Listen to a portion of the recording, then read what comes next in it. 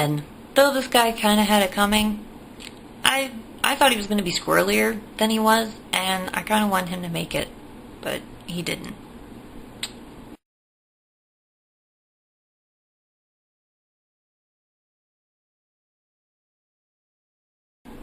I was gonna have Edward in this spot on this list, but I couldn't help but think of Marvin from Resident Evil 2, and I just wanted so badly to rescue him, but I knew he was gonna turn into a zombie and try to munch on me, but what a nice guy. I felt really bad for him, and I do look forward to seeing him, even though when we do see him, he's dying. But every time I play through the game, I'm always like, hey, it's Marvin!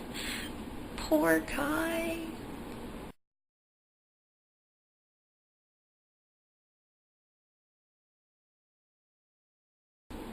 The man who knew too much.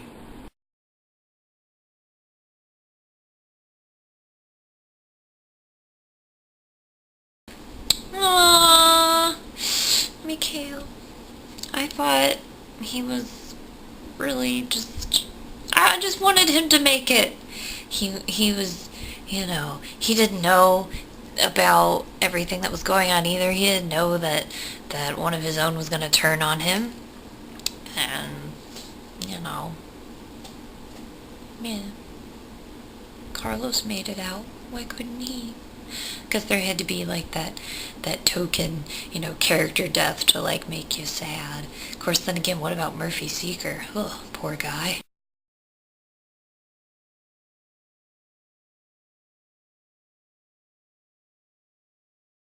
Rodrigo Juan Raval.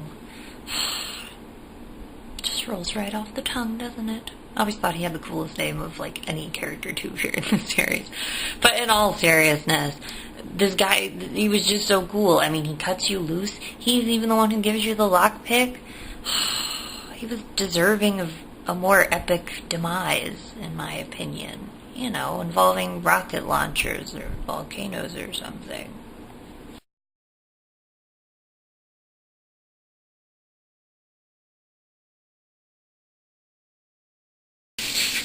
Oh.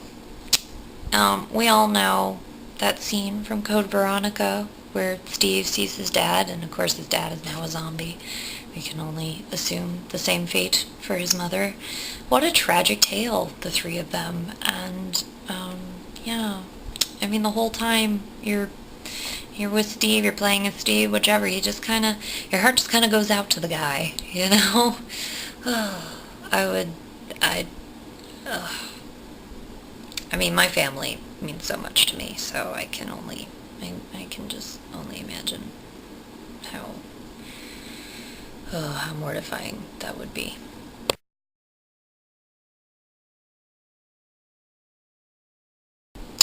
And hot off of talking about Steve's parents, there's also the other test victims, and maybe their stories aren't as upsetting as the Trevors, but the things done to these people and how they're, just discarded like garbage. It's disgusting. And man, the journal entries, all the files you read. Like the guy in the first game, he's monitoring like his own transformation, like he knows something's happening to him. He's itching himself, his skin's falling off. He starts craving things that people don't eat, and then eventually he eats his friend, and I mean, he's aware as it's happening. Itchy, tasty. Ugh. Then there's that poor guy in Code Veronica, him and his bunkmates. He's writing about how, one by one, they're taken to this place and they don't come back, and he knows that his time is coming soon enough. Uh,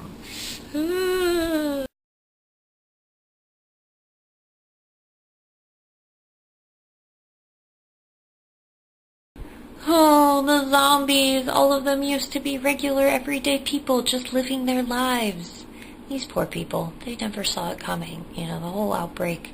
Everybody got pulled into it one way or another. And then Resident Evil 4 really kills you in the credits because it shows, like, the village before that went south, and, everybody was parasitic and crazy and deranged. They were happy. And, uh, um, yeah. It makes me think, too, of the people who I'm glad kind of bit the big one. Yeah, like the police chief. Really, dude? You're sick. You've got problems. You had it coming. And I'm glad he went in, like, a really nasty way. I mean, the poor mayor's daughter. Oh, yeah. So, maybe that's a list for another time. All the assholes we want to see, get munched on and go bye-bye. Oh, and I totally forgot to mention, he kind of deserved his own place. I would have put him up there with, maybe, Marvin and Edward, and just done all three of them as a little trio. But, Kendo, the gun shop owner. Aw, poor guy. He was pretty chill, right? Nice guy. Friends with Barry, so he's gotta be. R.I.P. Rob Kendo.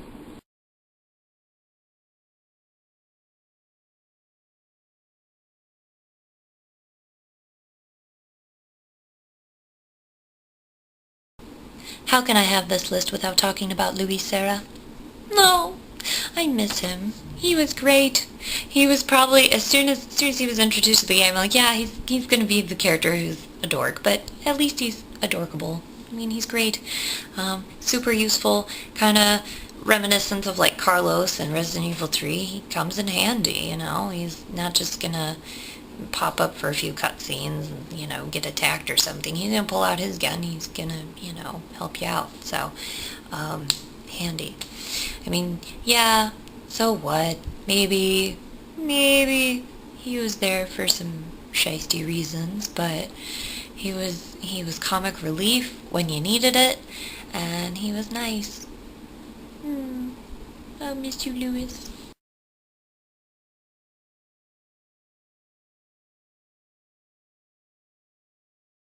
Oh, Richard, you try so hard to save this guy. You managed to rescue him in the remake. That's awesome, right? And then he dies anyways. Ugh. I hope that's not a spoiler alert. But at least it's an epic death. It's not like you did all of that in vain, only to watch him die and spurt poorly pixelated blood. Oh, this guy was awesome. And yeah, thanks for leaving the gun behind. The snake swallows him whole. But at least he didn't take the gun. They took Richard, which it would have been great. What a great ally Richard would have been.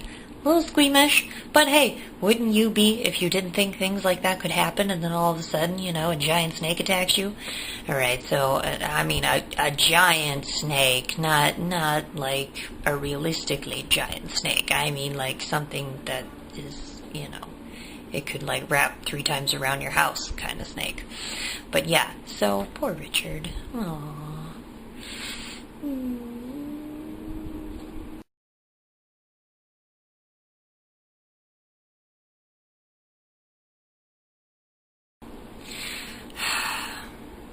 Oh, Brad Vickers, the brunt of every joke, even in death.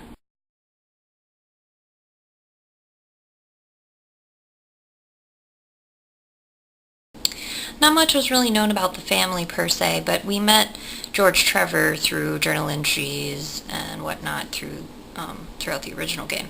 But the remake, it took us deeper into their excruciatingly tragic story, and that boss fight in the remake with Lisa, it tugged at my heartstrings, something terrible. It just, oh man, just so sad. It's not even one of those tragedies where I say, oh, there's beauty in it. No, it's just so sad.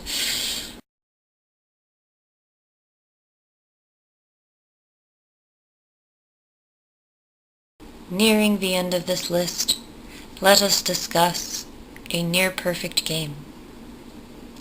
Resident Evil 4 was near perfect. It was astonishing in every way, and it was very different from other Resident Evils, and it's probably one of the greatest. A lot of people say it is the greatest, but it also marked the end of an era.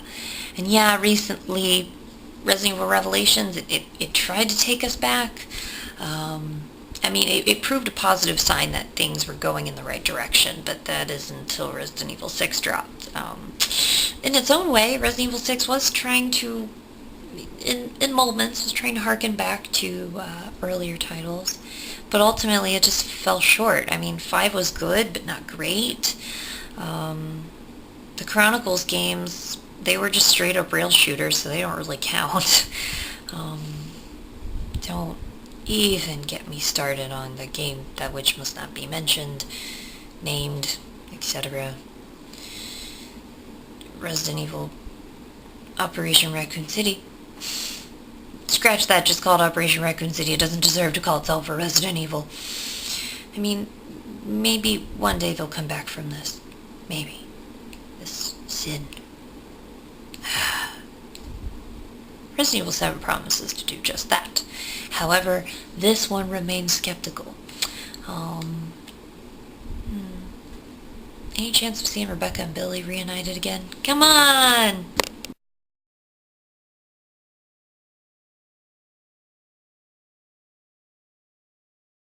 Steve! What can I say about Steve? He's my favorite one-game wonder. And, well, probably the first time I ever cried in a video game was because of him.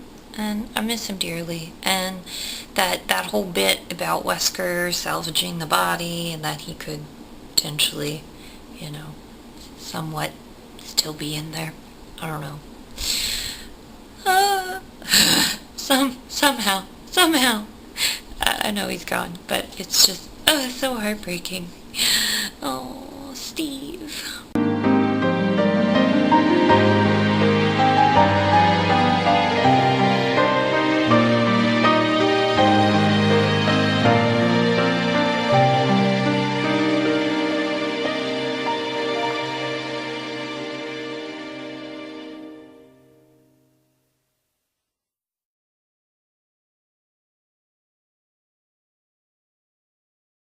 Whatever did happen to the merchant anyways?